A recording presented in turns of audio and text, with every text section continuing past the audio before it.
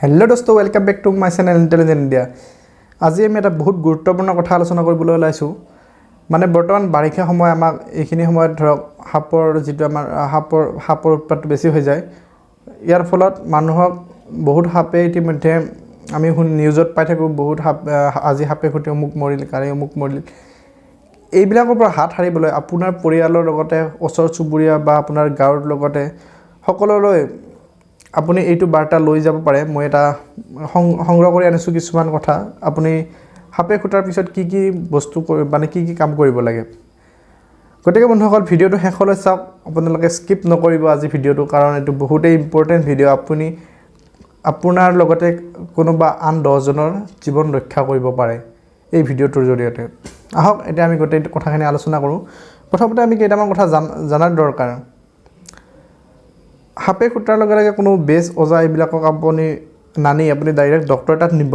Doctor তাত নিয়াত আগতে কি কৰিব লাগে তাৰ কথাখিনি মই ভিডিওটোত জনাম। আহকচোন এতিয়া কেইটামান কথা জানি লওঁ। ফাৰ্ষ্ট আমি জানিম যে আমাৰ অঞ্চলত যিবিলাক হাপ থাকে তাৰ 80%ৰ বিষ নাথাকে বা একদম নেগলিজেবল কম, কিন্তু 20%ৰে বিষ বেছি বা বিষাক্ত হাপ। যেতিয়া আমাক 20%ৰ ভিতৰৰ হাপে খুটে তেতিয়া আমাৰ শৰীৰত দুটা ফুট হয়, আৰু যিবিলাক বিষ থকা হাপ বিষাক্ত হাপে খুটিলে শৰীৰত দুটা ফুটৰ সৃষ্টি হয়। আৰু বেছিভাগ বিষাক্ত হাপ ৰঙিন, যিবিলাক ৰঙিন হাপ সেইবিলাক সাধাৰণতে বিষাক্ত বুলি ধৰা হয়। এতিয়া হওক আমি কেইটামান কথা জানিব লাগিব। হাপে খুটাৰ মানুহক বহুত ভয় খায়। আচলতে ভয়ৰ ফলত কি হয়, বহুত মানুহ ভয়ৰ ফলতে আচলতে মৃত্যুবৰণ কৰে। কাৰণ ভয় খোৱাৰ লগে লগে আমাৰ ব্লাডৰ যেটো সাৰ্কুলেশনটো বৃদ্ধি হয় আৰু তাৰ ফলত লগে লগে টেষ্টটো ভৰিৰ পৰা মূৰলৈকে আহি পায় আৰু তাৰ ফলত মানুহৰ মৃত্যু হয়। এইখিনি কথা জনাটো দৰকাৰ। মানে আপুনি এটা কাম কৰিব পাৰে, হাপে খুটা মানুহজনক আপুনি ভয় খোৱা কথা তেওঁৰ ওচৰত ক'ব নালাগে। আচলতে তেওঁক সদায় হেই কৰিব, ভয় নুখাবলৈ চেষ্টা কৰিব লাগে, মানে নৰ্মেলত ৰাখিব চেষ্টা কৰিব লাগে। এতিয়া আমি জানিম কি কি কৰিব লাগিব। যেহেতু মই এইটো সংগ্ৰহিত তথ্য গতিকে মই নোট কৰি ৰাখিছো, আপোনালোকক ইয়াৰ পৰা মই জনাই আছো। প্ৰথমতে আপোনালোকে কৰিব পাৰে আধা কাপ ঘিউত অলপ গাখীৰ দি 3-4 বাৰ খোৱালে প্ৰায় সকলো প্ৰকাৰৰ বিষ নাইকিয়া হয়। আধা কাপ ঘিউত অলপ গাখীৰ দি 3-4 বাৰ খুৱাই দিলে সকলো প্ৰকাৰৰ বিষ প্ৰায় নাইকিয়া হৈ যাব। 2 নম্বৰতে আপোনালোকে কৰিব পাৰে নাহৰৰ ফুল আৰু পাত খাব পাৰে বা পিহি যিখিনি ঠাইত কামুৰে, যিখিনি ঠাইত হাপে খুটে দংশন কৰে সেইখিনিতে লগাব পাৰে, খাব পাৰে আৰু লগাব পাৰে। 3 নম্বৰতে অপৰাজিতাৰ শিপা ঘিউৰ লগত খালে ছালৰ বিষ নাইকিয়া হয়। যেটো আমাৰ ছালৰ বিষ সেইটো অপৰাজিতাৰ শিপা ঘিউৰ লগত খালে ছালৰ বিষটো নাইকিয়া হ'ব।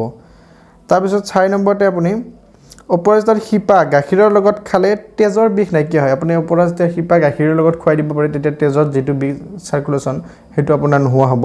আপুনি এনেও খাব পাৰে, এইখিনি আপোনাৰ হাপে খুটিলে বুলি কোন হয়, আপুনি এনে বিষ বেমাৰ হ'লে এইখিনি খাব পাৰিব। তাৰ পিছত অপৰাজিতাৰ শিপা হালধিৰ লগত খালে হাড়ৰ বিষ কমে। মানে আমাৰ যিবিলাক হাড়ৰ বিষ সেইখিনি অপৰাজিতাৰ শিপা আৰু আপুনি হালধিৰ লগত খালে মানে হাড়ৰ বিষ সচৰাচৰ কমি যায়। অপৰাজিতাৰ শিপা পিপলি গুৰিৰ লগত খালে মজ্জাৰ বিষ নাইকিয়া হয়। আমাৰ যেটো হাড়ৰ ভিতৰত মজ্জা থাকে সেইটোৰ বিষ অপৰাজিতাৰ শিপা পিপলি গুৰিৰ লগত যদি খোৱা হয় তাৰ মজ্জাৰ বিষটো নাইকিয়া হয়। তাৰ পিছত দৰন বন খুন্দি কামুৰা ঠাইত লগাব লাগে আৰু ইয়াৰ ৰস খুৱাব লাগে। দৰন বন যেটো থাকে সেইটো খুন্দি কিনে কামুৰা ঠাইত লগাব লাগে আৰু ইয়াৰ ৰস খাব লাগে। গতিকে বন্ধুসকল এইখিনি